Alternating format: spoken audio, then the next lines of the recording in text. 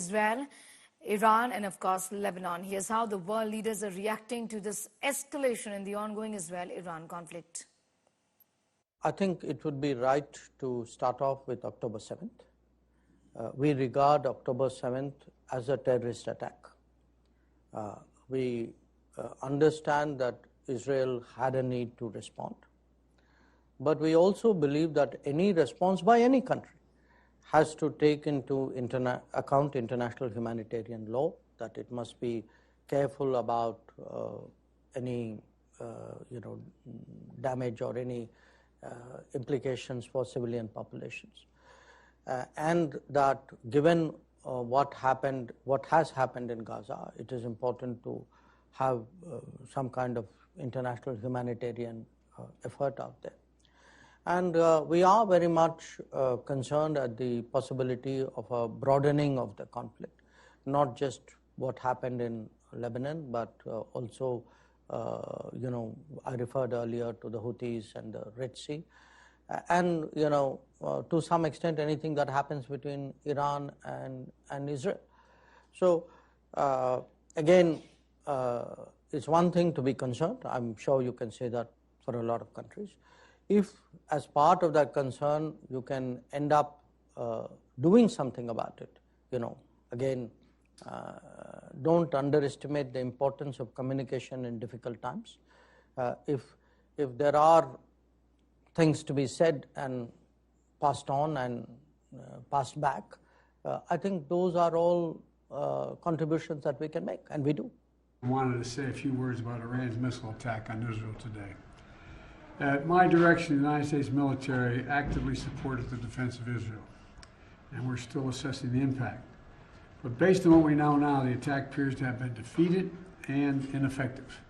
And this is testament to Israeli military capability and U.S. military. It's also a testament to intensive planning between the United States and Israel to anticipate and defend against the brazen attack we expected. Make no mistake, the United States is fully supportive of Israel.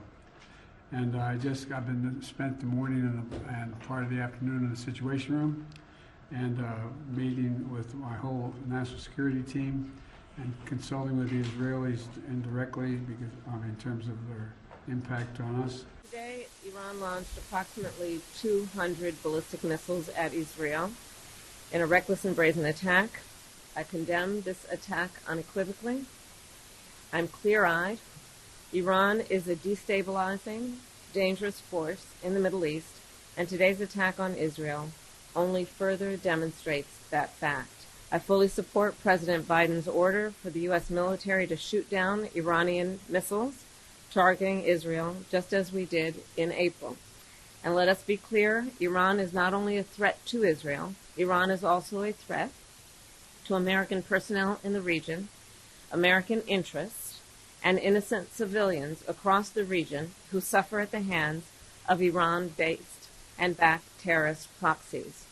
We will never hesitate to take whatever action is necessary to defend U.S. forces and interests against Iran and Iran-backed terrorists.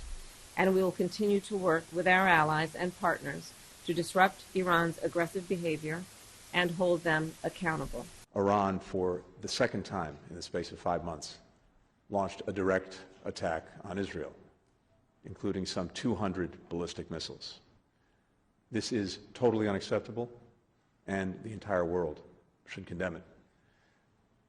Initial reports suggest that Israel, with the active support of the United States and other partners, effectively defeated this attack. We have demonstrated once again our commitment to Israel's defense. We'll remain in very close touch with Israel and other partners in the region in the hours and days ahead. Iran had no money when I was in charge. They had a lot of money when I started. They had no money when I finished. And now they have $300 billion and another $300 billion from their wholly owned subsidiary, Iraq. You know, Iraq has more oil than almost anybody. It's like massive. But they didn't keep the oil. And they have hundreds of billions of dollars right now. Under my administration, we had no war in the Middle East. We had no war in Europe. We had harmony in Asia. We had no inflation. We had no Afghanistan catastrophe. Instead, we had peace, peace, peace. We had a lot of peace.